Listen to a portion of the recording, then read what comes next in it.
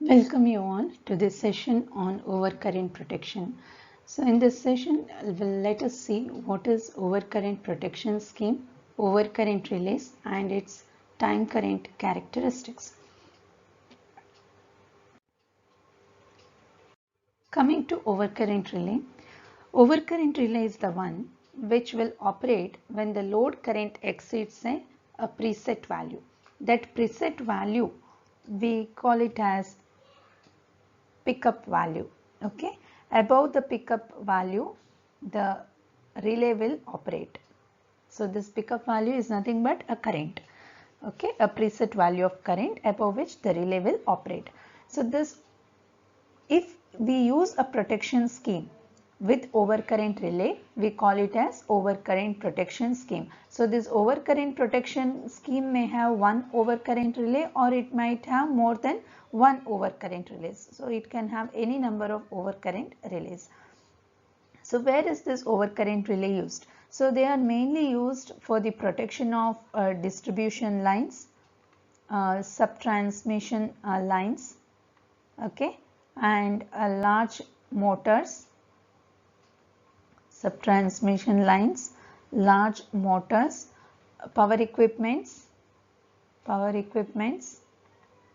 and industrial systems. So these are the few applications where you will find overcurrent relays. So the overcurrent relays are available in as electromechanical relays or static relays as well as numerical based relays. So numerical based relays uses either microprocessor or microcontroller to operate. So now let us see the different time current characteristics of an overcurrent relay. So based on the time current characteristics, the overcurrent relay has different names. So the first one is the instantaneous overcurrent relay. So in this, if you observe, this is the pickup, okay, this value is the pickup value. So above the pickup value, the relay is going to operate.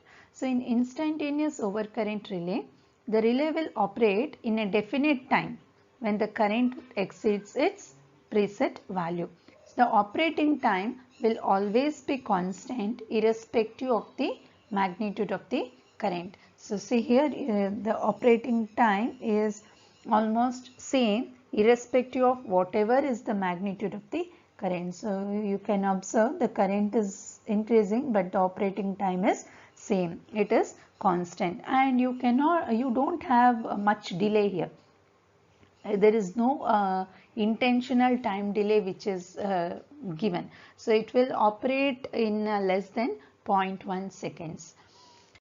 You have one more relay which is called as definite time overcurrent relay. As the name indicates, the time value is preset, okay. So we have a definite time, the time is already set. That means whatever is the magnitude of the current, the relay is going to operate only after this delay. That is what it means. So this is the preset value, okay.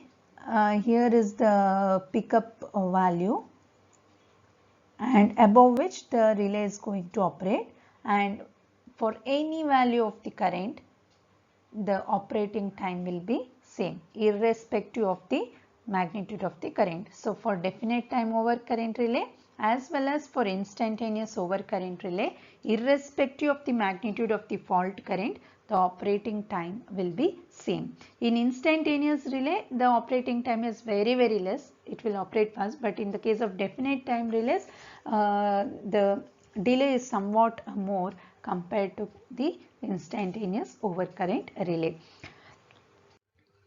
So next is inverse time overcurrent relay. So in this, you can observe as the fault current is increasing, the operating time varies. So it will operate very fast. So here this is the pickup value, okay, this is your pickup value, so above which the relay is going to operate. Here the operating time is not constant. Clear? The operating time is not constant. So it is inverse. The operating time will decrease as the fault current increases. So this is the inverse time over current relay. So now we have seen definite time over current relay, instantaneous over current relay, and inverse time over current relays. So next, coming to inverse definite minimum time over current relay, that is IDMT. IDMT means inverse definite minimum time over current relay. Then next one is very inverse time over current relay and extremely inverse time over current relay. You can observe the characteristics, time current characteristics of all three. So if you observe this extremely inverse have a very inverse time current characteristics. So it is inverse time definite, it is very inverse, and the last one is extremely inverse. So first we will see IDMT over current relays.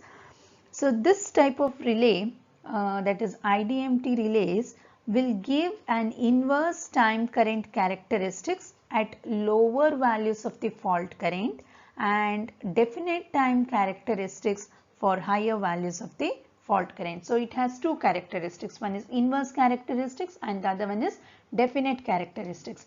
So inverse characteristics is for lower values of fault current, okay, whereas definite characteristics is for higher values of fault currents. You can see here it's almost like this straight. So here you can observe in the x-axis it is mentioned current plug setting multiplier, so that we will see what it is in the next video. So this is your preset value, okay, the preset value above which your relay has to operate. So in the case of inverse definite minimum time relays, for a plug setting from 1 to 10, 1 to 10 in the sense less than 10, your pickup value is almost around 2 here. So say I will take it from 2 to 10, the IDMT relay has an inverse characteristics, and above 10 the IDMT relay has a definite characteristics. Okay, this particular IDMT relays, they are used for the protection of distribution lines. So this particular IDMT relays will have a provision to set both the time as well as the current. Okay. Next, coming to very inverse time over current relays. So this very inverse time over current relay, it gives an inverse characteristics which is more inverse compared to the IDMT relays. So its characteristics, as you can observe, it lies between, very inverse characteristics lies between IDMT and extremely inverse characteristics.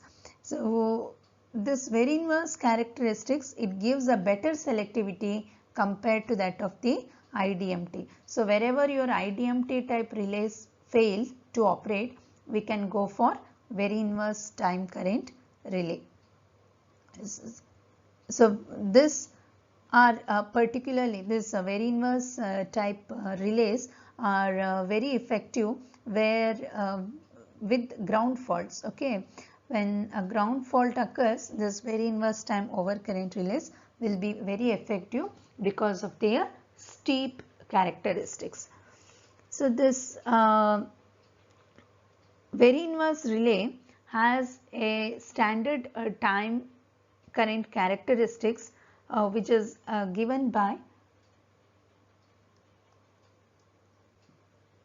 So very inverse relay has a time current characteristics which is given by T equal to 13.5 divided by I minus 1. Okay, this is the time for a very inverse characteristics.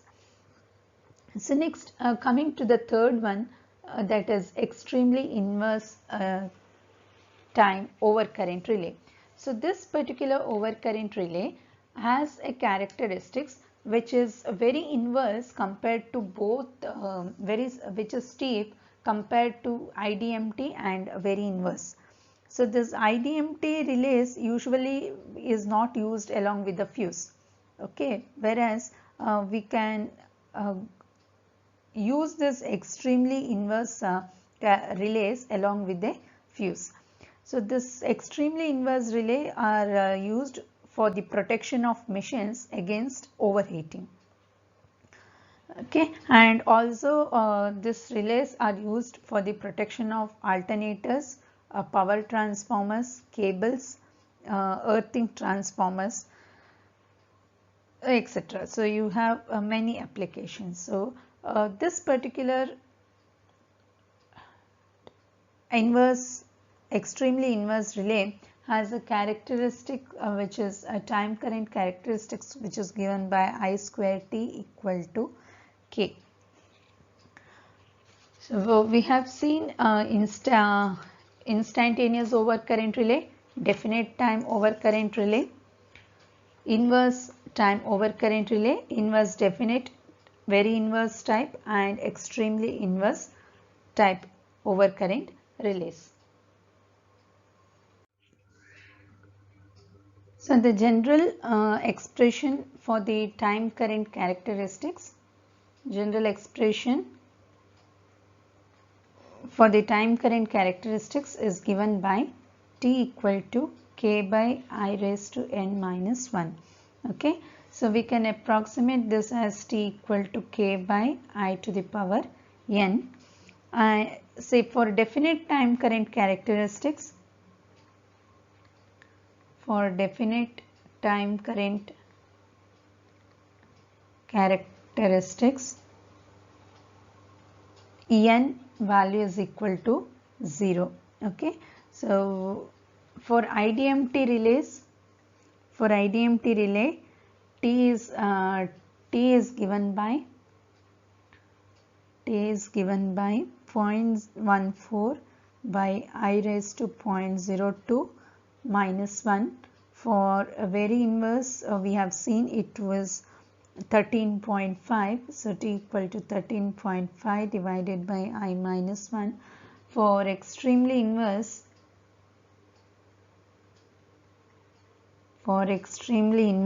it is T equal to 80 by I square minus 1.